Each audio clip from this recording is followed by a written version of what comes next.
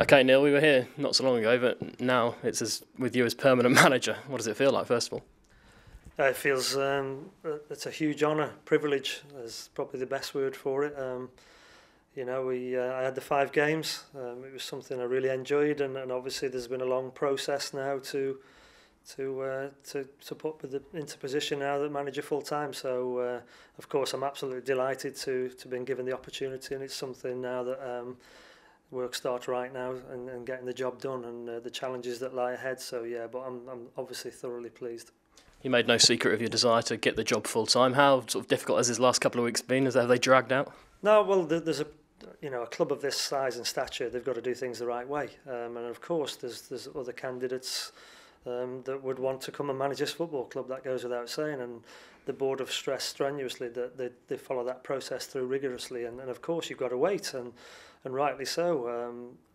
Obviously I've been given the job at the end of that process, and as I repeat, thoroughly delighted to have done that, but it's part of football there. You know, they need to make the right decision, and that takes time at times. Obviously there was that waiting, but how quickly did it then move up to the announcement of the appointment yesterday? Really quickly, yeah, and obviously I spoke to David McNally and the board of directors. They made the choice.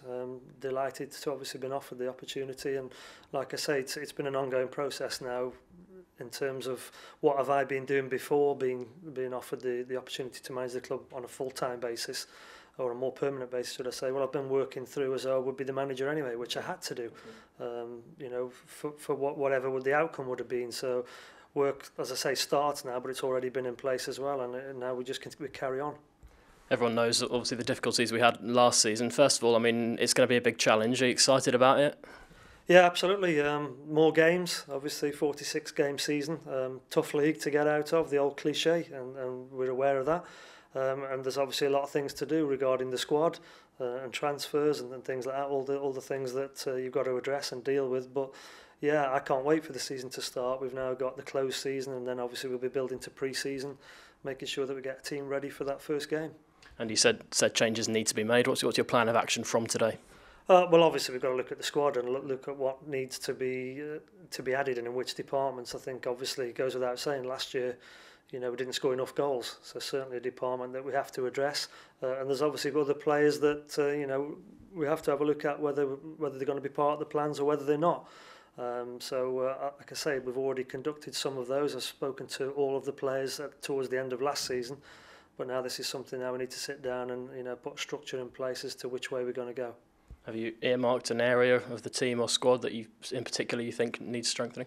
Yeah, I have, and obviously we can't say too much about that for obviously other clubs and potential targets, but like I say, it's something that was an ongoing process when I was given the opportunity to take the team before the Fulham game. You've got to be working ahead of schedules, otherwise you're playing catch up when you fall behind. So it is an area that we've looked at, that I've already spoken as what players I would like and which places I would like, and that's something now we've got to work towards.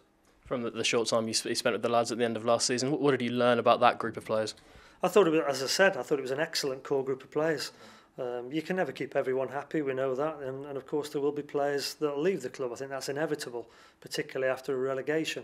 But you look at the nucleus and the core group, as we call it, and there's a lot of talented players there with fires in the belly that want to play for Norwich City.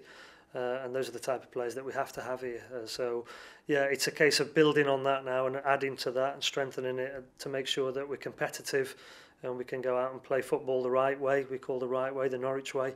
But yeah, there's a really good, strong core group of players there. It's important that we keep them now, because that sort of passion and commitment is exactly what this football club needs.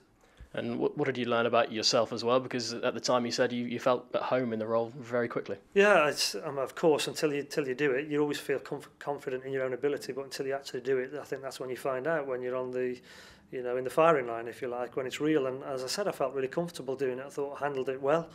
Of course, we would have liked to have win more games and get more points, but In terms of job application and managing the players, managing the situations, and obviously managing match day tactically and in-game as well, I thought I handled it well. And obviously the board of directors have been comfortable and confident enough to give me the job. They must have felt I've done a good enough job as well. So that will carry on. Obviously you're learning, you're always learning, but that never changes. You know, no matter how old you are in the game, there's always an opportunity to learn. So I'm confident and comfortable in the role I've been given, and I can't wait to get the players back in and get on with it. You mentioned the Norwich City way there. I mean, just can you give us a bit more detail on that? I mean, what's your footballing philosophy going to be going into next season? Well, ever since I've been here, and you know, even before that, you know, I've been down here now 20 years. You mention Norwich City to anyone, you know, they'll talk about a team that plays good football, you know, that plays possession game and attacking based football, and that'll never change. I don't think it can. I think it's ingrained into the DNA of the club. The supporters want to see that. Maybe we got away from it a little bit last season, and you know, whether that contributed to ultimately what happened, I don't know. But you know, you've got to go and please the fans. We get 27,000 fans here every home game. We want to entertain them, and we want to play it the right way. And I like playing an attacking game. Of course, there's going to be games where you can't go 7 strikers up front. You know, we're not that silly, but there's ideas and principles that need to get in place that, you know, we want to get about teams, and if we're going to get back into the Premier League, then we're going to have to score goals and win games. It goes without saying. So all that sort of thing will underpin hopefully what we can produce on the pitch. You're going to have a technical director working with you as well. Can you shed any light on what that person will be doing? Yeah, it's a technical. People look at a technical director in terms of the way they've seen other clubs with somebody there who's going to be deciding, making football decisions, and that isn't the case here. It's a technical director in name. It's not a director of football, if you like. And the technical director will be taking things sort of off my hands, if you like, things that really will allow me then to go and concentrate on managing the football team and winning games. Things like the nutrition and hydration, players' rest and relaxation and well-being, and the running of the training ground, things like that. So it's someone who's going to help immensely, but it's not someone that's going to make decisions directly regarding the first team. That's obviously my remit with the coaches, and that'll be announced in due course with the board that the club will be putting together, a technical board.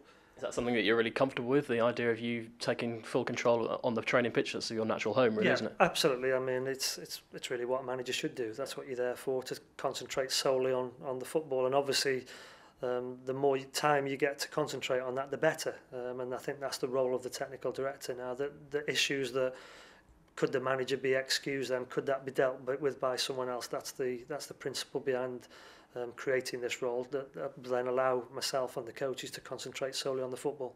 Is that an even more important setup given the amount of games we'll have next year, 8 more in the Championship? Yeah, exactly, because you know, time's precious now. You know, 46 game season plus cup competitions, you're going to be playing a lot Saturday midweek, and of course then any more time you get to concentrate on the team, even less so now with the amount of games we're going to have, is going to be obviously beneficial. So I think it's even more important.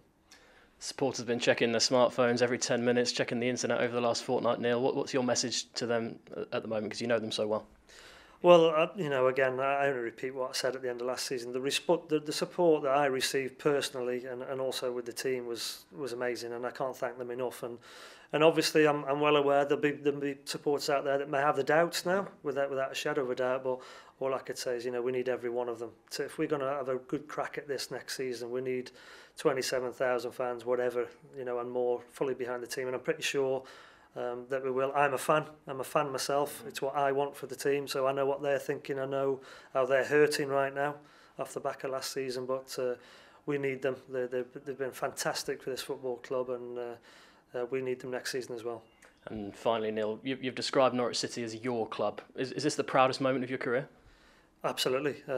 Like I say, I've been here 20 years now as a player and as a coach, and now as manager. I call it my club in the right terms and with the right respect, and I think people understand what I mean by say that.